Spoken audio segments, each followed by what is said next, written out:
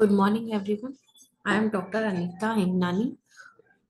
It is a pleasure to speak at online RC in e-governance, e-learning, and LMS program organized by Dr. Babasaheb Ambedkar, Marathwada University, and UGC MMTTC. This is my micro teaching lesson on effects of technology on plagiarism and prevention. Let's begin with a clear definition of what is plagiarism. Plagiarism fundamentally is an intellectual theft, as Merriam-Webster dictionary states that it is to steal and pass off the ideas or words of another as one's own. It is a literary theft, which is crucially a form of misinterpretation where you present something derived from an existing source and present it as new and original. It's not just about copying text, it is about stealing the intellectual property or the idea of others.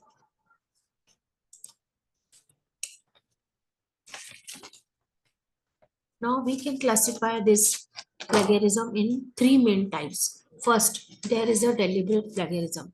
Deliberate plagiarism is one which is straightforward, international, and it is a straightforward intentional attempt to pass off someone else's work as your own. Second is the patchwork plagiarism. Patchwork plagiarism is the more subtle. It involves copying and pasting the ideas of others. Copying and pasting the ideas of others, like taking out paragraphs and paragraphs from one document or one article and changing its few words and patching it as them together in a single article, often changing few words but retaining the original structure and content even without proper citation. Next is final self plagiarism. It occurs when a scholar reuses its own work in significant portions of their own previously published work, perhaps maybe a chapter from their thesis or an research or an old conference paper, and they submit it as new material even without proper acknowledgement. Next comes need. Why? Reason of plagiarism, why the plagiarism occurs. One sign, it is a pressure or habit. In today's fast pacing academic environment, there is enormous pressure to publish quickly or secure high grades. So this often leads to poor time management or maybe laziness of reading and writing, maybe one reason, or desire to achieve rewards without doing anything or without doing necessary hard work. On the other side, central to this discussion is the role of technology. The internet is a boon for research. It offers 24/7 access to information. Maybe unfortunately, this ease of access also facilitates unethical methods of copying. It is simply easy to find and reuse the resources from internet, leading to accidental as well as deliberate plagiarism. Next comes detection tools.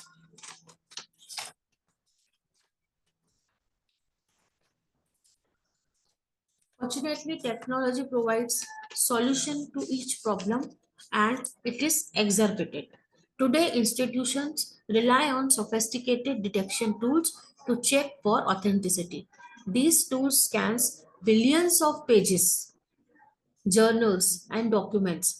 Some examples here I have included are Plagiarism Finder, Right Check, PlagScan, and Viper.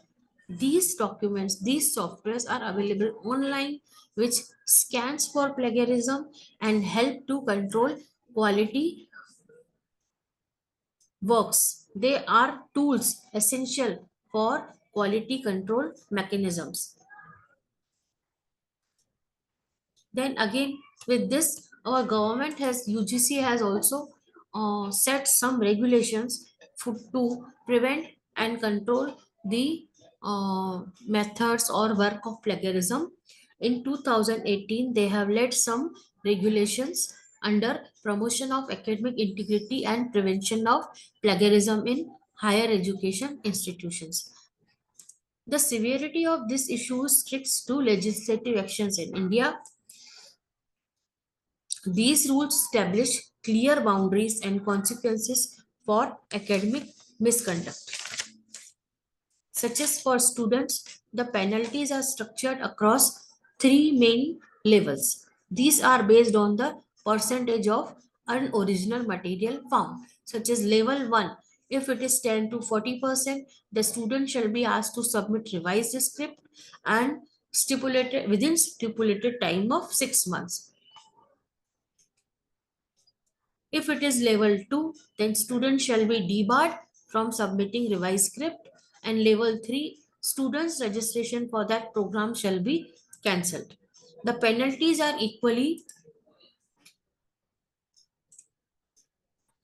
straight for faculty members, same in three levels, reflecting the importance of leading by example.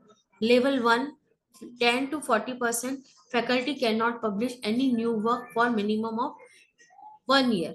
Level 2, 40 to 60% denied annual accruement. Their agreement is increment is stopped. They face serious actions regarding that and debarment of 2 years. In level 3, this results in denial of two annual increments with 3 years publishing ban and debarment from supervision.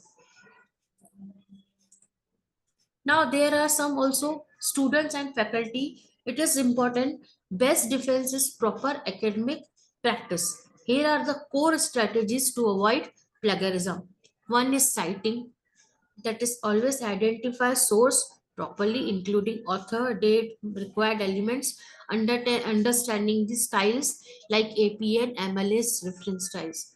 Then comes quoting.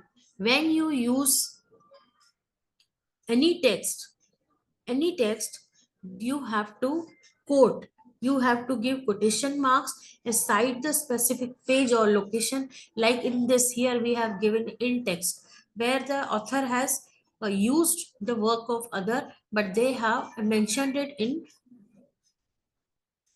brackets, the name and the year. Then comes quoting. When using the text, use the quotation. Like here we can see, here are three types given where you can use author's quotation, and in the end, when you do quoting, you can give specific page or location of the text at the end.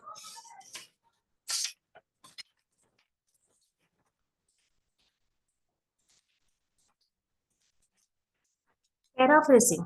Paraphrasing is rewrite the source information completely in your words and sentence structure, but also gives the always give credit to the original idea. And finally, the proactively use plagiarism checkers. As we mentioned earlier, some softwares are available online free. We can use before submission to catch any unintentional oversights. Finally, academic integrity is shared responsibility, so the institutions plays crucial role. Even university must take actions on two fronts. First, quality assurance, and second, awareness and action. In quality assurance, the institution must check authenticity of every assignment and research paper to maintain high quality parameters. On other side, institution must develop powerful anti-plagiarism mechanisms, programs, workshops to create awareness and take actions for both student and staff. At last, in conclusion, we must remember that prevention is always better than cure. Technology has created new avenues for academic dishonesty, but it has simultaneously armed us with sophisticated tools for detection and prevention. Upholding academic integrity is the collective responsibility of students, faculty, and institutions. So, this is the responsibility on whole depends on us being and aware citizens, aware students, aware authors, aware teachers. We must take care of that. The prevention is always better than cure should be followed in the academic intellectual integrity programs. Thank you. Thank you so much.